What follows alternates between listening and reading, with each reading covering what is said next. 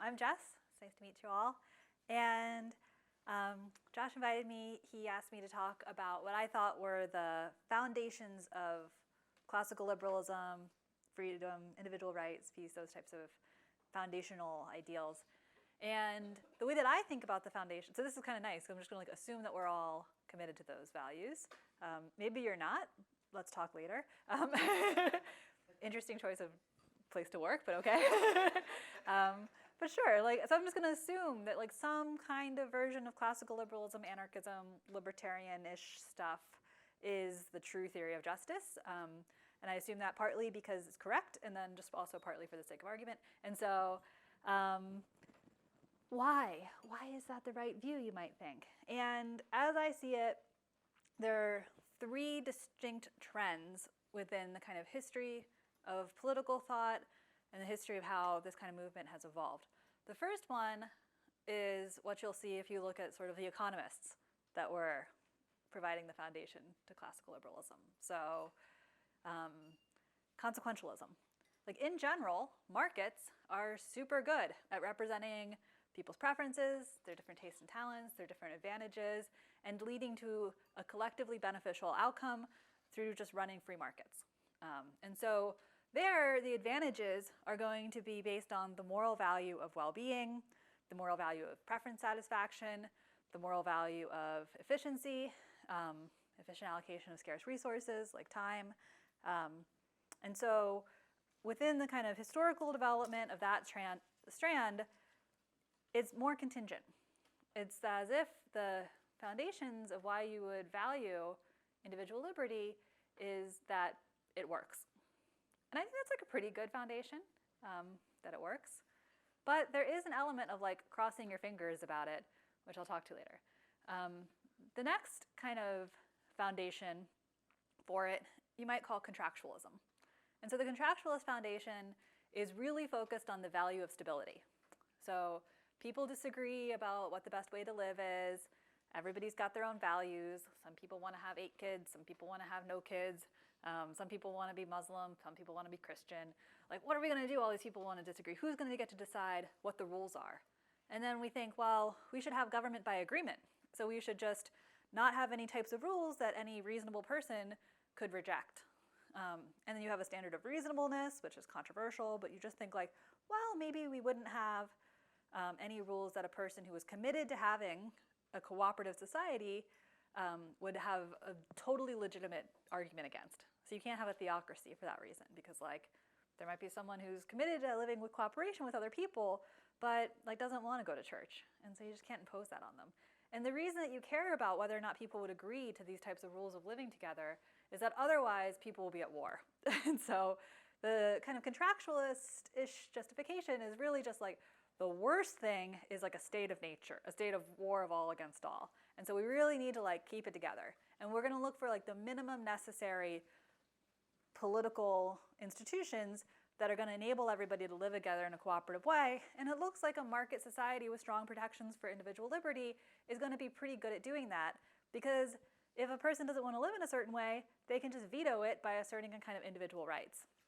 And so that kind of foundation really focuses on the value of stability, and then again, cross your fingers that it's all going to work out, and then hopefully the thing that's going to lead to the most stability is going to be very strong protections for individual freedom. And that's the underlying reason we care about it. Now there's a third tradition, which is the one that I kind of think of my own intellectual development as coming from, which is natural rights libertarianism, or natural rights anarchism. And that you could attribute this to Locke, or you could kind of think of it as a Kantian view, which is my preferred view, even though Kant was did not have my political views, but the ethics of it, which is how do we know what's right and wrong? Is something right because it promotes overall well-being? Is something right because it's consistent with a stable society that's going to keep us out of war? Or is something the right way to treat people because it's respectful of the inherent dignity of the person?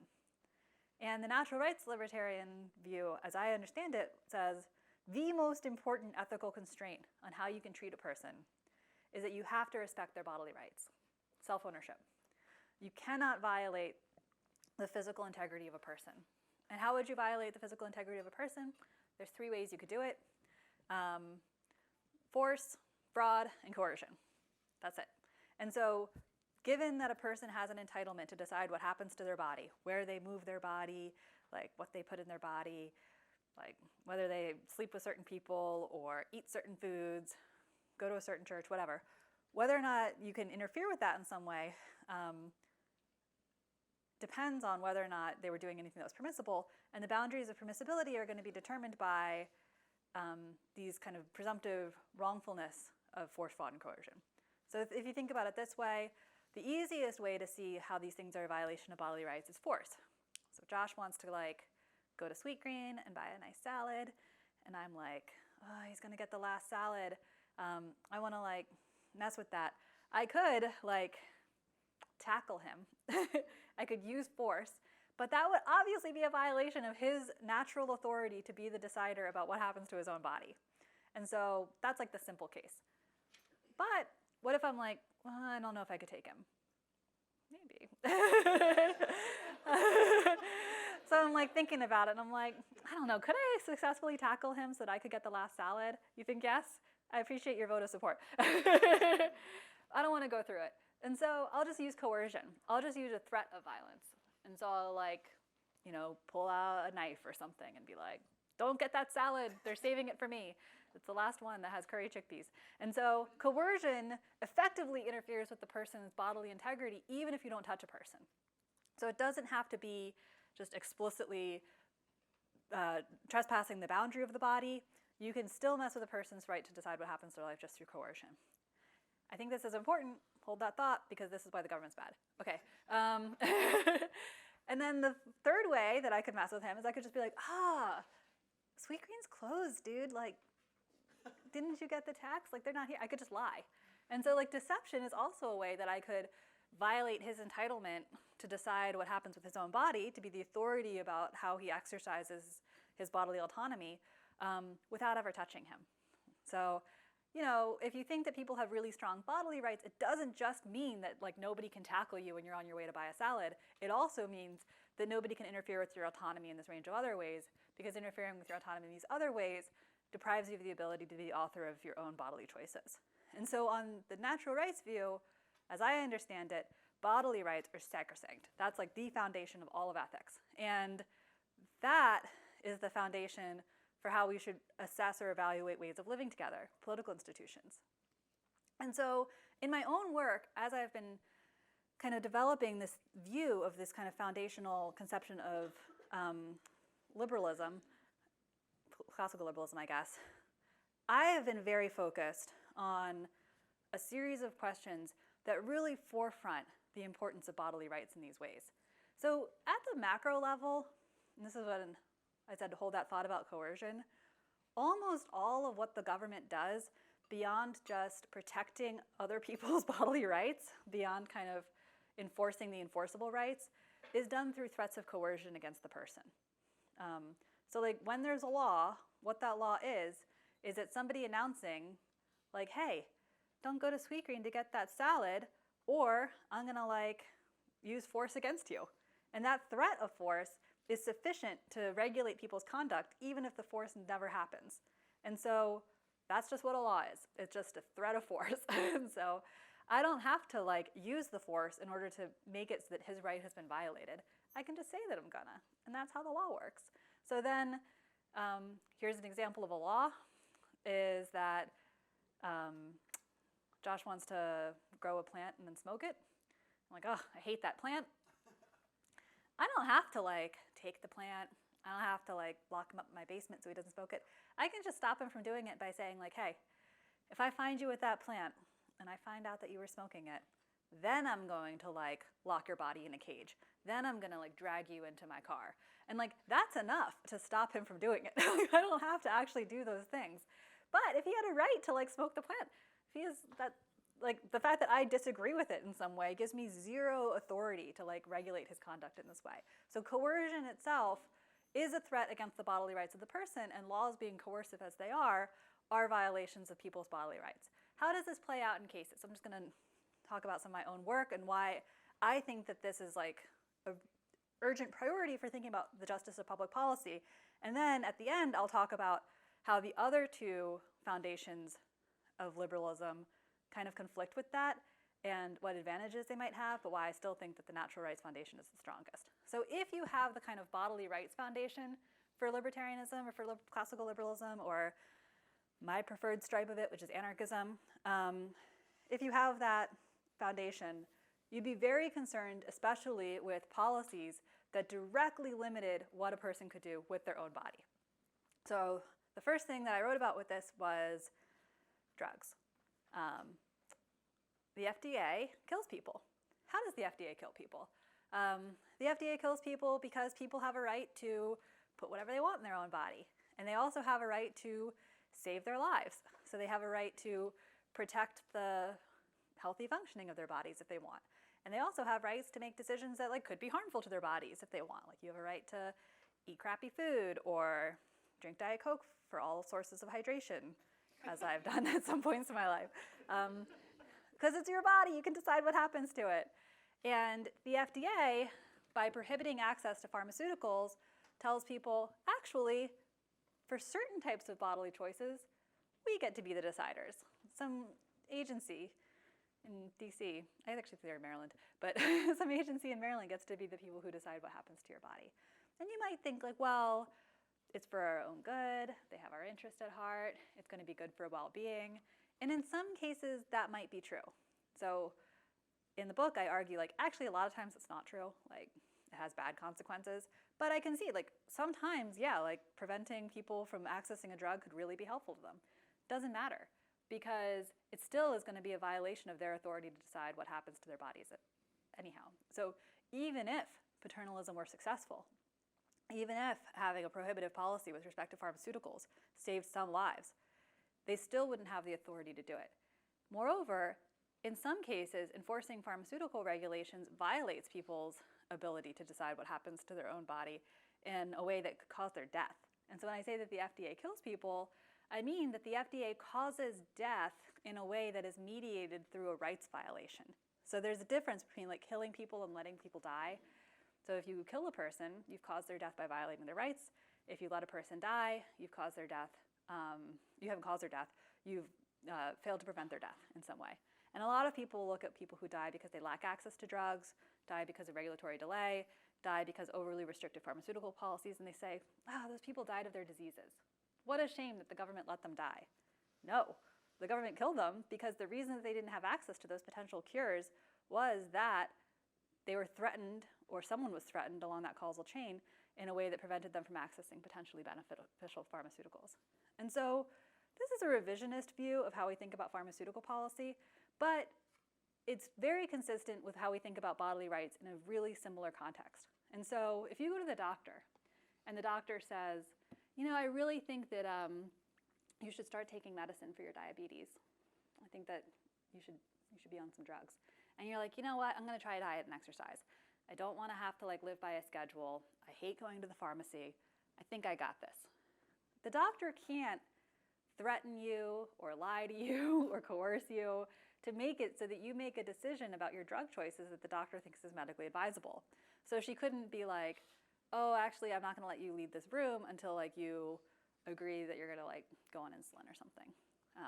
That would violate your rights of informed consent. But if you say to your doctor, you know what, you think that I should try diet and exercise, but I know myself, I've exercised before in my life, it is 100% torture, never doing that again, just give me the drugs, it's not going to happen. Your doctor has the authority to say, you know what, I'm not going to give you access to the drugs. I'm going to make a decision about your body. So we recognize that people have these extremely strong bodily rights, medical autonomy-oriented interests in the case of informed consent. And so in my work, I argue, so too, people have rights against the government in the form of rights of self-medication, rights to not have their pharmaceutical choices be interfered with in that domain either. So when you go to the doctor, everybody's on board with bodily rights. Now when you go to the pharmacy, same thing. And yet, politically, we're sort of blind to the fact that there is this kind of bodily rights violation entailed by the current system of pharmaceutical regulation, partly because we're blind to the fact that what government policy is, when it is enforced through the coercive power of the law, is always going to be a presumptive violation of these bodily rights. So that's my earlier work on bodily rights. Then I got interested in other kinds of bodily rights, so like rights of sexual autonomy. So the sex work book says, people have bodily rights to refuse sex, people have bodily rights to choose their sexual partners, people have bodily rights to also choose the terms and conditions of their labor, like whether or not they work for money or if they work for free. But you can't put it all together. You can't say that people have extremely strong bodily rights that entail a presumption of sexual autonomy, and also that their rights entail a presumption of worker autonomy, being able to choose the terms and conditions of their labor. But for some reason, if the terms of your conditions of your labor include sexual autonomy, nope, not allowed. And so in the United States, most parts of the United States at least, people are prohibited legally from selling sexual services, even though that's like obviously limiting their sexual autonomy, their authority to decide, whether or not they choose their sexual partners for certain reasons. This is also just at odds with like other sorts of foundational rights, like rights to choose your intimate partners or rights of association. So as a thought experiment, let's imagine that a person has a lot of money, but he's like not that sexually charismatic. And another person, I don't know, let's call her Melania, doesn't have as much money, but she's interested in a person who has a lot of money. There we think like, well, people can choose their intimate partners for whatever reasons, and Melania can choose to marry a person, I don't even know what we should call him, marry him for whatever reason. So if she wants to marry someone because he's got a lot of money, and he wants to marry her because she's sexually charismatic, like who is the state to take a stand on like the distribution of people's intimate choices? Their bodies, they can decide what to do with it. His money, he can decide what to do with it. However, if they are explicit that that is the arrangement, and they decided in advance, and that there's any kind of contingency, suddenly it's a crime. But nothing changed about the rights considerations that were at play. Now, I think one thing that's going on is that people don't generally think of economic freedom as being grounded in these kind of natural bodily rights. And so, in general, people who are critical of economic freedom in philosophy will say, well, actually, economic freedom can't be a basic right. Economic freedom can't be foundational as a natural liberty because economic rights are just a thing that the government made up, since the economy is just a thing that the government made up. And so this is a view called like the myth of ownership. Nagel and Murphy have this kind of view where it's like, look, like whether or not a contract is enforced, how money works, just like all of these regulations on the economy, these are all just social acts. This comes from Mill, who said like trade is a social act, and so it can be regulated in this way. This is just a thing that the government made up. That's it. Like your most fundamental freedoms, like freedom of your body, freedom to make bodily choices, freedom of speech, these intimate freedoms, those aren't at stake when we enter into the marketplace. Because when you enter into the marketplace, now you're in the government's house, and then they can decide how to regulate it. Then it's not going to be up for that.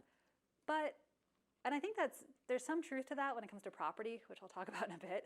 But that's not necessarily true when it comes to freedom of contract, which is what these types of cases are. Because what is freedom of contract? Is that a thing that the government made up? Or is that just a manifestation of people's more general rights against fraud? And so, remember before it was like, what does it mean to be autonomous? Is you have rights against force, fraud, and coercion. And then a contract is like a promise. And then a violation of a contract, like a violation of a person's enforceable rights, is a violation of a person's rights to not be lied to. And so this kind of natural rights foundation was like you own your body, that means you have rights against force, fraud, and coercion. Give people rights that their contracts be respected, because it's the right that your contract be respected is just a subset of the natural right that you have against fraud. And that idea of like freedom of contract being grounded in these more fundamental natural rights, like the right against force, fraud, and coercion, takes freedom of contract outside of the governmental sphere. It's not that trade is a social act, as Mill said. It's not that economic freedoms are just constructed by the government, and so the government can do whatever they want with it. No, like freedom of contract is best justified by an appeal to the fundamental value of autonomy, of natural rights. And so those are like some of the types of ways in which I think that this kind of bodily rights foundation, these natural liberties foundations, provide a really solid foundation for this kind of broader view of classical liberalism. And I think that this also might shift the focus of how we think about classical liberalism. So a lot of classical liberals and anarchists and libertarians who are within the kind of more economic C mode will often focus on things like taxes or crony capitalism.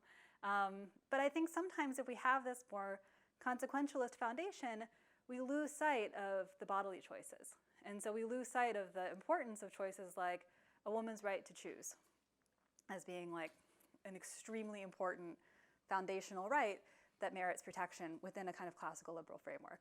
And we lose sight of sex workers' rights. We lose sight of, in some cases, immigration, even when it's not going to be economically beneficial. Like the reason to let immigrants in isn't because of like gains from trade, and like we want to have lots of laborers here. The reason to let immigrants in is because there's no authority to keep them out in the first place. You shouldn't make someone's life be ruined because they crossed an invisible line that you made up. That doesn't make any sense. And so, like, I think that I would like it to reorient bodily rights as this kind of foundation of classical liberalism. And I think that sometimes that conversation gets lost when we focus on the consequentialist benefits or the benefits that are related to stability. That said, it is the case that the bodily rights foundation does encounter some hard problems that other foundational views could avoid. So I'm going to talk about those to close. So my work in general all proceeds from the premise, which is like people own their bodies. That's it. And then all of the stuff that I argue for on like contracts, sex work, drugs, immigration, whatever, that all kind of proceeds from that premise. But I encounter some hard cases. And so one hard case is property rights. So everybody owns their bodies, yay. But what about like the land? What about external property? Like how does ownership over that work? Some libertarians, of the more consequentialist economist variety, will say like, well, the distribution of rights should be one which is efficient, one that like leads to more gains from trade.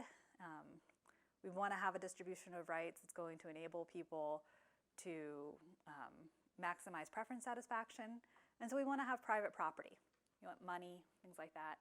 And then the kind of like more contractualist one will say like, yeah, like it's good that like we don't have these property disputes where people are killing each other over land.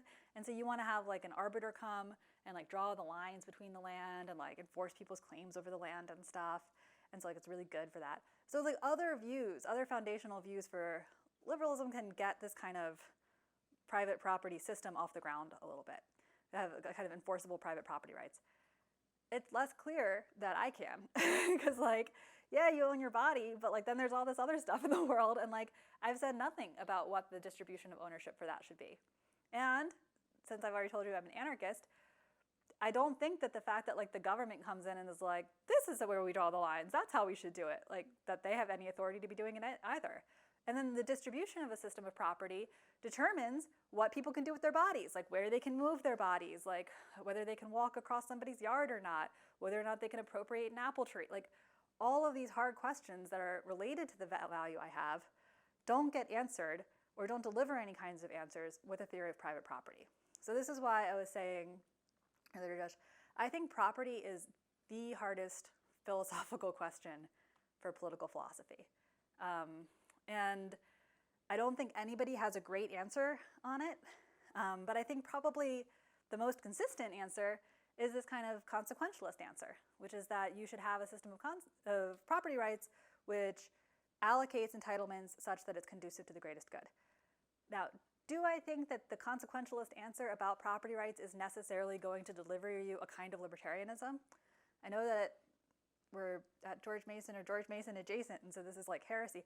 I don't know. Like, it seems like an open question. Like, I don't know, it's like diminishing marginal utility of money. Some people have a lot of money. Like, give it to some people who will get more out of it. Like, it's not obvious to me that if we conceive of well-being in a way of like preference satisfaction, health outcomes, like that necessarily a kind of unrestrained capitalist system is going to be conducive to overall well-being. But like say what you will about them, like yes, they're crossing their fingers that that kind of answer is going to be delivered, but at least they've got an answer. Like at least they have a reason. And I do wonder though, if you were to say to somebody who's a very like free market oriented libertarian economist, like what if it just turned out that the consequences of the welfare state were better than the consequences of a free market society. Like, what if you're wrong about the empirical question if they would abandon their commitment to economic freedom? I suspect that many of them wouldn't, because they actually, in their heart of hearts, believe in the natural rights view that I have. And they also think people have natural rights to external property, which I'm skeptical of because I don't know how that happens. But I'm just saying it's a bet. So I think everybody has a hard time with property. There are no easy answers, but I especially have a hard time with private property because I don't even have a great theory of how people can get rights in the external world, like land. So that's a bad thing about my view. But there are bad things about other views too. Every foundational view is going to have a price.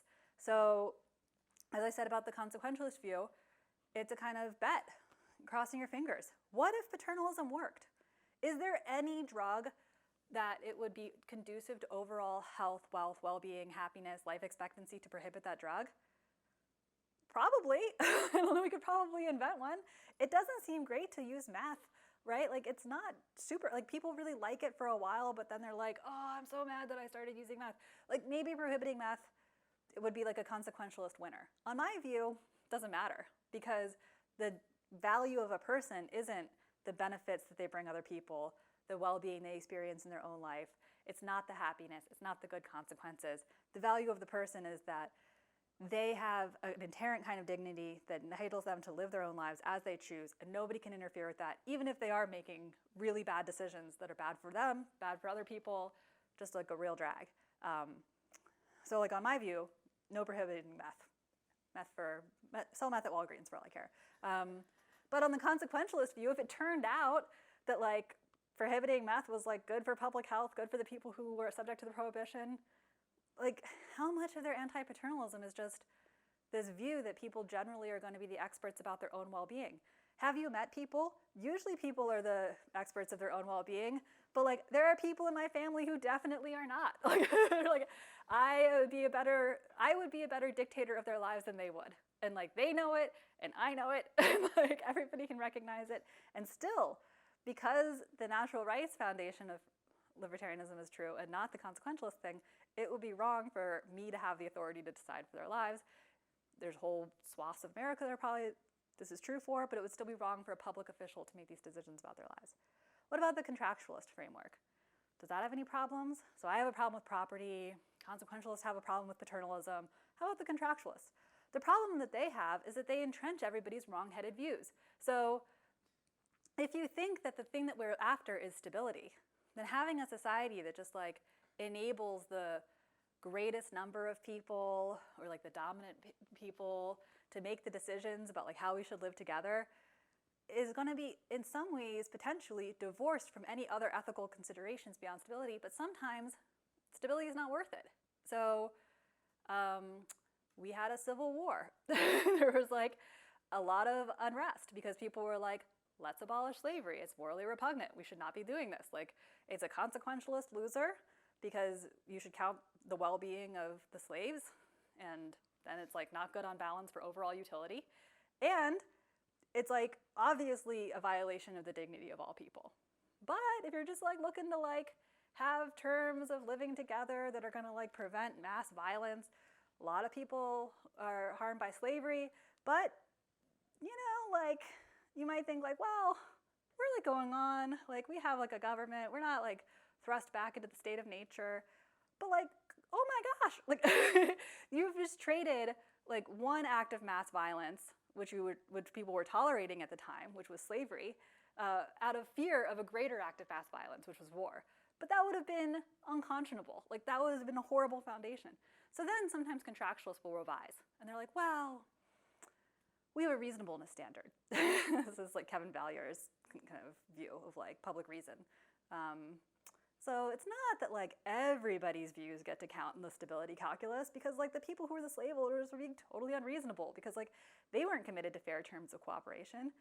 Okay, but now we have a reasonableness threshold of well, we can't count the slaveholder views because that sucked. But let's just keep on doing that. It's they're out, great.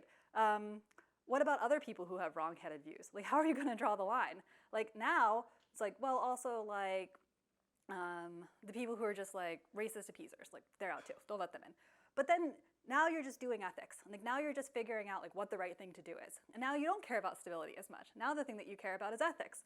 And if you're interested in ethics, can I interest you in natural rights libertarianism? Because like that's the truth about ethics. And so I think it's difficult for this kind of like rule by agreement, contractual oriented foundation that many people have to sustain the threshold where they're on one hand saying that having a broad scope of discretion for individuals to like have small communities that decide by themselves, like states' rights or small zones of like individual freedom, that should all be respected, but only because it's like preventing us from slipping into the state of nature.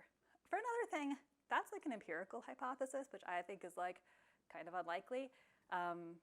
And for a third thing, not clear to me that a stateless society would empirically be that bad. And so, like if it's like just a kind of bet that like the state of nature is so bad, you have to have like minor acts of violence in order to like prevent mass acts of violence, like allowing people to like, I don't know, have like, this is like a question of like domestic violence is another issue. It's like, oh, like you have to have like some toleration for stuff because like otherwise we'd have like a loss of legitimacy. No, like just do the just thing. Like all of this legitimacy stuff in the contractualist framework, all of this view of like, well, we have to tolerate people's different views about stuff even if they're bad. Why?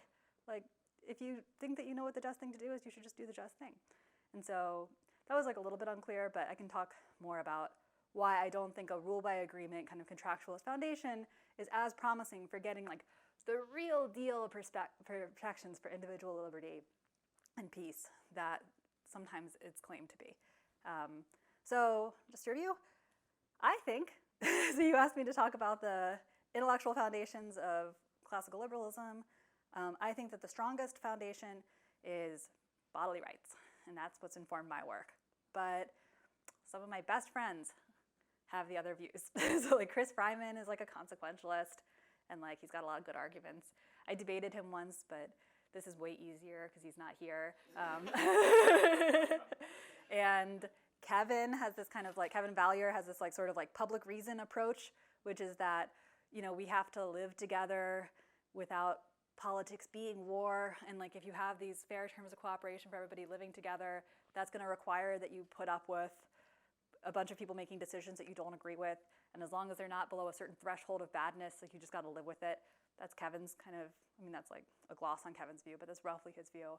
So these other views are still represented within political philosophy, but I think that in some ways proponents of the non-natural rights view are crossing their fingers and hoping that their consequentialist predictions are going to work out. On the other hand, they might reasonably point out to me that like my view has a hard time with private property. So there's just trade-offs here. So thanks.